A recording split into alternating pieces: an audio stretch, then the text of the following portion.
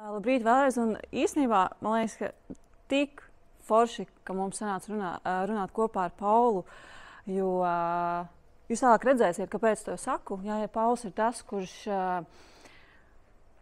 palīdz zēniem un meitenēm, kas ir tur augšējās rindiņās, izdomāt, kāpēc ir jādara, kas ir jādara, tad es pārsvarā esmu tas sauktais executor. Es zinu, kā to izdarīt. Ja? Zinu, kā izlēmt, kas ir svarīgāks. Ja? Un kā es zinu? Es vienkārši zinu tehnikas, un es esmu to arī darījusi. Esmu bijusi, man tāda projekta vadības pieredze man ir gan 15 gadu. Es esmu strādājusi DPD Baltijā kā Baltijas projekta nodaļas vadītāja, un es arī ieviesu visu frameworku, kā mēs vadām projektus un kā mēs veicam arī inovāciju procesu. Tas, sākot jau no ideju ģenerēšanas, kā idejas tiek savāktas, par jebko. Tā skaitā arī veicinot šo darbinieku iesaisti tādā kā ideju ģenerēšanā. Ja? Tas var būt vienkārši ražotnes cilvēks, kurš, jo mēs tur sēžot savos tur otrajā stāvā vai vienalga, kur, nevienmēr mēs zinām, kāds izskatās uz līnijas. Jebkurš cilvēks var izdomāt savas idejas, iesniegt. Un mūsu uzdevums ir izdomāt, kā tās prioritizēt, saprast, cik kam naudu mēs gribam veltīt un tā tālāk un tā joprojām. Trivijomā es strādāju, piedalos gan 2 gadus. Pirms tam es esmu strādājusi vairāk kā 10 gadus, es neredzu visus cilvēkus, Nordea bankā. Un tad es strādāju apmēram 5 gadus DPD Baltijā. Šobrīd es tiešām strādāju Big Four, KPMG. Es strādāju Lighthouse. Ja? Vienkārši tas ir datu un mākslīgā intelekta centrs. Ko mēs darām? Īstenībā mēs konsultējam uzņēmumus par tehnoloģijām un arī ieviešam tehnoloģijas. Praktiski tas notiek tā, ka tie saucamie use case ir dažādi. Ja? Varbūt gan tā, ka klients viņš zina to savu, viņš ar Paulu vai kādu citu, ir definējis problēmu un zina, varbūt, kas viņam ir jādara. Un zina, ka tehnoloģijas būtu tas dzinulis. Un mēs bieži piedāvājam, kas varētu būt tas, kas tieši jūsu virtuvē iedarētos vislabāk no tehnoloģijām. Un arī bieži arī ieviešam. Es esmu arī šāda projekta vadītāja tādiem uzdevumiem. Es zinu daudzas tehnikas, metodes, ietvarus. Es esmu PMP certificētā, es esmu Agile, dažādu certifikātu turētājs, SAFe certificēta, ITIL. Tātad, ko es to gribu pateikt, kad es zinu, varu izvilkt visādus instrumentus un arī izmantot tos. Jo, protams, kas arī ļoti acīm redzams, tā instrumentu izmantošana ir nenormāli atkarīga no uzņēmuma, kurā tas ir. Tas ir absolūti savādāk, vai ne? Vai mēs kaut ko darām bankā, vai mēs kaut ko darām ražošanas uzņēmumā vai kaut kur citur. Mēģināšu pāriet uz priekšu. Ko es gribu ar šo parādīt? To sazobu ar to, ko arī minēja Pauls. Viņš ieiet uzņēmumā, ne tikai viņš, bet jebkuram uzņēmumam ir labi, ja stratēģija vispār būtu jābūt. Es esmu strādājusi situācijās, kur uzņēmumam nav stratēģijas. Baigi slikti. Ir jau viss ok, it kā arī varbūt viss notiek, bet agrāk vai vēlāk notiek tā raustīšanās, un tad nesaproti, kuram ko darīt, un vienkārši tas sanāk, viss nobremzējas.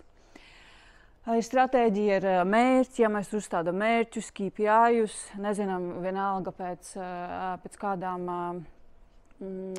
metodēm to izdara. Tad ir arī idejas, lai mēs sasniegtu tos mērķus, mums vajadzētu darīt to. Mēs to esam izdomājuši. Idejām ir arī risinājumi, vai vismaz skices risinājumiem, vai kaut kādi piedāvājumi. Un tad, kādam tas ir jāizdara? Vēlams, labi. Un tad, protams, pēdējais ir mērījums, kad tu sāc, kas ir ākūti svarīgi, vispār mērīt. vai tas, ko tu esi izdarījis, vai tam ir kaut kāds so what, iztērēju 46,000. Bet tālāk, jā, un mans fokus, profesionāls, praktisks un arī šis tāds izglītojošs, tas, ko es varu dot organizācijām no tādas diezgan dziļas pieredzes, ir šis bloks, šis centriņš, šis gaišs zilais centriņš, kas ir idejas, risinājumi un projektu ieviešana praktiska.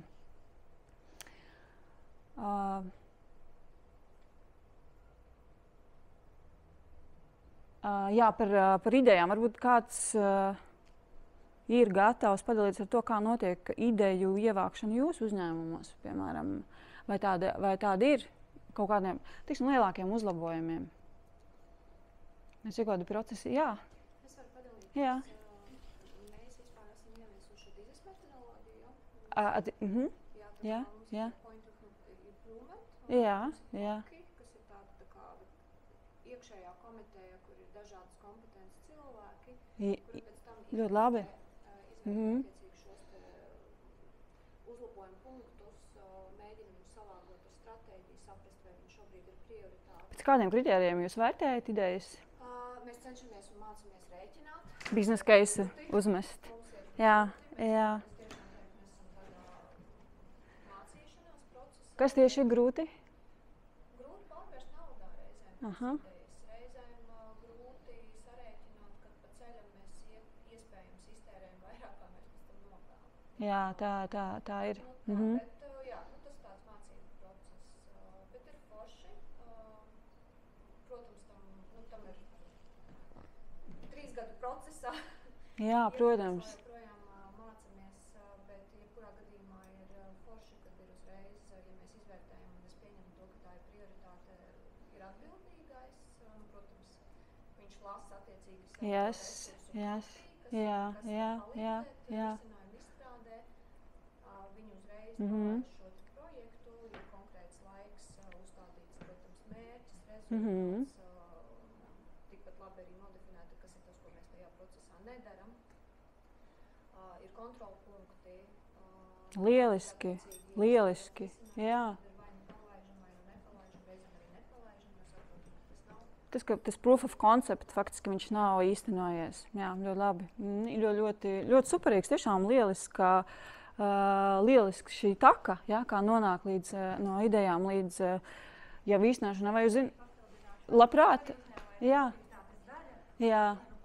Nu pat ir izveidojis iekšējā internetā Jā. banku, kur jebkurš darbinieks var ierakstīt, un efektivitātes daļa arī vērtē un virza tālāk to plūsmu. Tā kā jebkurš var neklusēt, bet...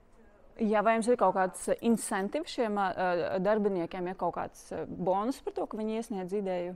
Vai, jā, vai jūs par to domājat? Jā, tas efektivitātes daļai, bet Jā. tas jūs tā kā iesakat, jā? Vispār mēs esam redzējuši praksē, ka tas strādā, jo man pašai personīgi tas nav tāds mans, varbūt temperaments raksturs, bet pārsvarā cilvēkiem viņiem ir tā vēlme, tāda sacensība un arī kaut kā iegūšanas. Viņiem patīk. Vienalga, kas tas ir, tur kino dāvanu karte. Un mēs tiešām to izmēģinājām, jā, ievācot šīs idejas, un tiešām cilvēki palika aktīvāki. Mēs domājam, ko tas ir tur dāvanu karte uz kino. Jā. Un īpaši tas ir... Bet kas uzņēmuma vadībai ir ļoti svarīgi, mēs varējām izvilkt idejas no tiešām cilvēkiem un field, ja, kuri reāli strādā. Nevis tiešām mēs, kuri mums atnāk ražošanas direktors un tur saka, nā. Bet īstenībā Jānis, kurš stāv pie konvejera lentes, viņš varēja pateikt vislabāk, ja, kas ir jā, protams, viņi varbūt, tur citas dimensijas, kā cilvēks skatās. Bet jā, tas ir tāds labs veids, kā to darīt. Jā, gribu arī minēt dažas tendences, teiksim tā, projektu vadībā. Ja, bet tā projektu vadība, ideja vadība, tas viss ir tāda sazobe. Ja, jo visu galu galā sākas ar stratēģiju vai uzņēmumu mērķiem. Agile un hibrīda metožu izmantošana projektos. Es personīgi neesmu tāds evanģelists, evaņģēlists nevienai no metodēm. Tā ir tikai metode. Tas ir tikai, tu aizēji, uzrakt savu rožu dobu, tu vienkārši izvēlēsi, ar kurām dakšām tu to darīsi. Tas ir tikai tas. Bet šīm agile, iteratīvām metodēm, viņu tā galvenā doma ir, ka šodien ir viss noteikti tik anormāli ātri, ka tu kaut ko ātri vari izdarīt. Uztaisi mazu gabaliņu un iedot. Pamēģini patestēt, ir labi, nav labi, forši, ātri aizmirsti. Pretstatā, piemēram, šīm lielajām, garajām ūdenskrituma metodēm, kad tu, piemēram, gadu veids. Tad noteikti agile vai hibrīds. Nav tik svarīgi, kurš ir pazīstams varbūt ar Scrum metodēm vai agile, citām agile. Paceļat varbūt roku, lai es apmēram saprotu. Jā, Jelena, jūs zināt, ja ir šie Scrum ietvari vai citi ietvari, tad mēs tur nedarām visu pēc Scrum. Tā kā, so what? Tev nav jādara, Metode ir tikai, ja tev palīdz. Kāds ir izdomājis tādu strukturētu veidu. Arī freelance speciālistu algošana. Es strādāju šobrīd kā konsultants. Mēs strādājam primāri ar Zviedru. Mēs strādājam Zviedrijā, un tur ir tiešām tā daba mazliet savādāka. Šim cilvēku uzņēmumi ļoti labprāt izvēlas konsultantus arī pozitīva biznesa case dēļ. Viņam ienāk, Pauls. Viņam pirmkārt viņš nav sasaistīts ar visām emocionālām dažādām citām saiknēm, ar visādiem veciem, bet tas taču ir tā.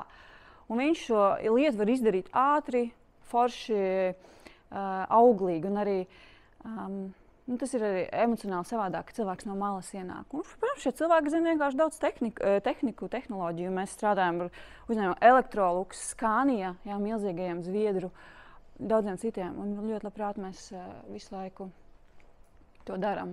Un tas ir tiešām arī bieži pārāk dārgi uzturēt in-house cilvēku.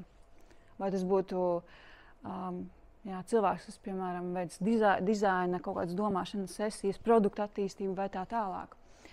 Protams, mākslīgais intelekts. Kolēģis, uz kuru Agija atsaucas, ir Edvīns. Mēs strādājam ar Edvīnu kopā. KPMG viņš ir ārkārtīgi foršs un ārkārtīgi zinošs.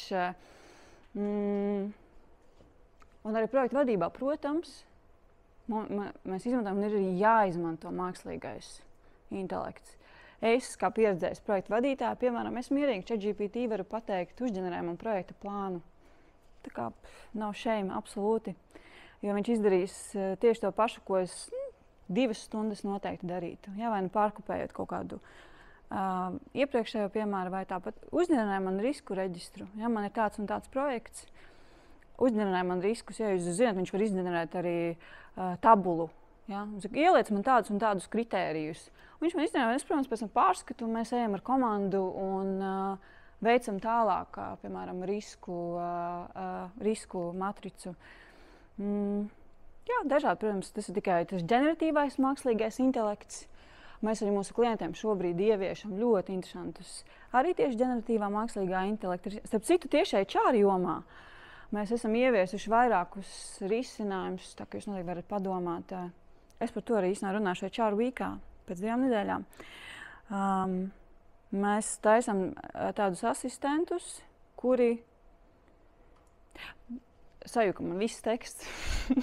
Mēs īstenībā, ko mēs darījām, mēs jautājām 50 personāla daļu vadītājus, lai saprastu, cik laika šie cilvēki, noteikti arī daļa no jums, tērē, lai atbildētu uz tādiem vienkāršiem jautājumiem, piemēram, kā lai es piesakos atvaļinājumam, kurus varu saprast, vai šos medicīnas izdevumus man seks apdrošināšana. Un īstenībā 30% no laika pat personāla daļa vadītāji, cik tas izmaksā, vienkārši amazing. Cilvēki velta 30% laika, lai atbildētu uz tādiem jautājumiem, kur vispār to nevajag nekādu dabīgo intelektu, vai ne? Tu vienkārši norādi cilvēkam, hei, kur ir dokuments, meklē tur. Un šie asistenti mēs vienkārši ielādējam viņam visus personāla daļas dokumentus, un cilvēks pats var rakstīt, kā lai es piesakos atvaļinājumu. Nevis viņam jāsaprot, man tur bija jāiet tur, tad man tur tajā dokumentā vienkārši ieraksti.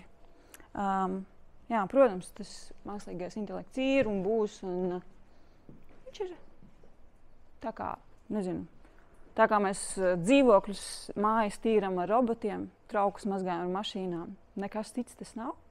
Vienkārši jāizmanto viņš.